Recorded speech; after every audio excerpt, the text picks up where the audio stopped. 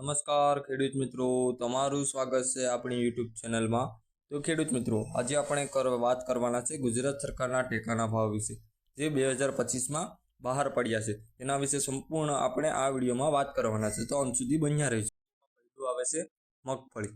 તો મગફળી છે તેનો ટેકાનો ભાવ છે પ્રતિ ક્વિન્ટલ 7,263 રૂપિયા, એટલે કે એક મણના ભાવ થશે 1,452 રૂપિયા. 1,452 રૂપિયા છે તે એક મણનો ભાવ થશે, એટલે કે 28,000ની ખાંડી થશે.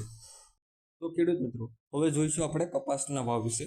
તો કપાસમાં બે જાતના કપાસ આવે, એક મધ્યતંતુ કપાસ અને એક લાંબો તંતુ કપાસ.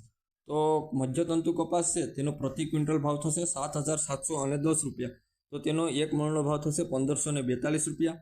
અને લાંબો તંતુ કપાસ છે તેનો ભાવ થશે 8,110 રૂપિયા પ્રતિ ક્વિન્ટલ, એટલે કે 1,622 રૂપિયા છે તે એક મણનો ભાવ થશે. ખેડૂત મિત્રો, હવે આપણે તુવર વિશે વાત કરવાના છે.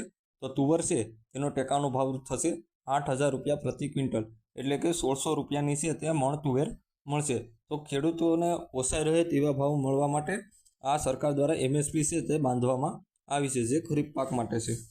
તો ખેડૂત મિત્રો, હવે આપણે મગ વિશે વાત કરીશું. તો મગ છે તેનો ટેકાનો ભાવ થશે 8,768 રૂપિયા પ્રતિ ક્વિન્ટલ, એટલે કે 8,768 રૂપિયા છે તે પ્રતિ ક્વિન્ટલ, એટલે 100 કિલોનો ભાવ છે. તો 20 કિલોનો ભાવ થશે 1,753 રૂપિયા.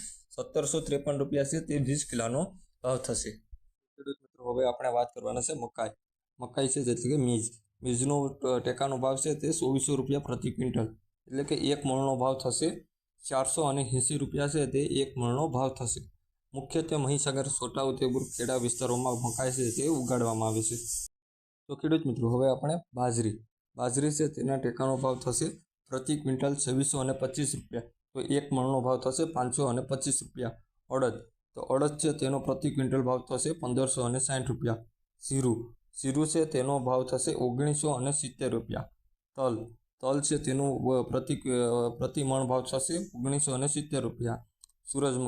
સૂરજમુખી છે તેનો પ્રતિ ક્વિન્ટલ ભાવ થશે 1,544 રૂપિયા.